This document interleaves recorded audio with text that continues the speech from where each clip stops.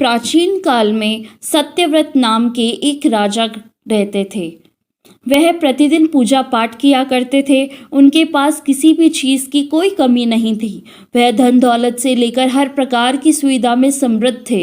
हालांकि इसके बावजूद भी राजा की एक अभिलाषा थी जिसे वह पूर्ण होने की चाह रखते थे।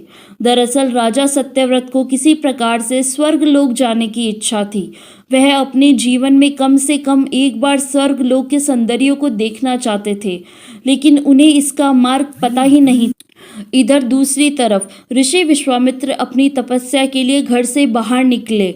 चलते चलते वह अपनी कुटिया से काफी आगे चले गए। काफी समय बीत गया लेकिन वह नहीं लौटे। इस कारण उनका परिवार भूखा और प्यासा ही तड़प गया। राजा सत्यव्रत को जब यह पता चला तो उन्होंने ऋषि विश्वामित्र के परिवार के पालन पोषण की जिम्मेदारी ले ली। कुछ समय बाद जब मुनिवर लौटे तो अपने परिवार को कुशल देख काफी प्रसन्न हुए।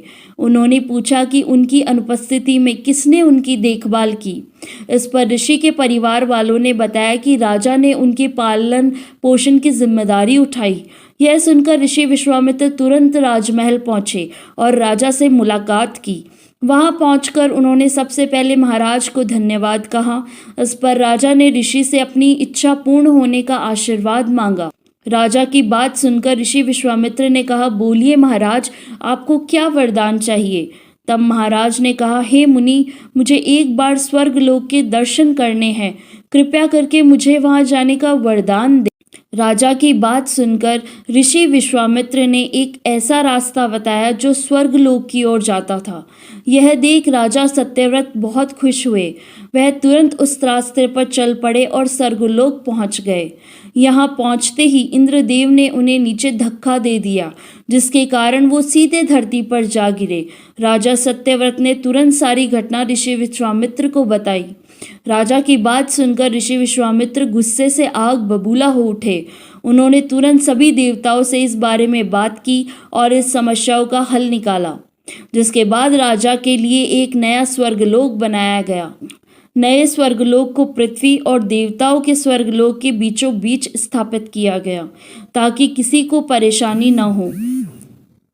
नए स्वर्गलोक में राजा सत्यव्रत तो बहुत खुश हुए, लेकिन विश्वामित्र को एक चिंता लगातार सता रही थी। उन्हें डर था कि नया स्वर्गलोक कहीं जोरदार हवा के कारण नीचे न गिर जाए। अगर ऐसा होगा तो राजा सत्यव्रत दोबारा से धरती पर जा गिरेंगे। काफी सोच विचार के बाद ऋषि विश्वामित्र को एक उपाय सूझा। उन्होंने नए स्वर्गलोक के नीचे एक बहुत लंबा खंभा लगा दिया ताकि उसे सहारा मिल सके। ऐसी मान्यता है कि नए स्वर्गलोक के नीचे लगाए गए खंभा एक विशाल पेड़ के तने के रूप में बदल गया। यही नहीं, कुछ समय पश्चात जब राजा सत्यव्रत की मृत्यु हुई तो उनका सिर एक फल में तब्दील हो गया। तभी से इस खंभे को नारियल का पेड़ कहा जाने लगा, जबकि राजा का सिर नारियल के रूप में जाना गया। यही कारण है कि नारियल का पेड़ इतना लंबा होता है। धन्यवाद।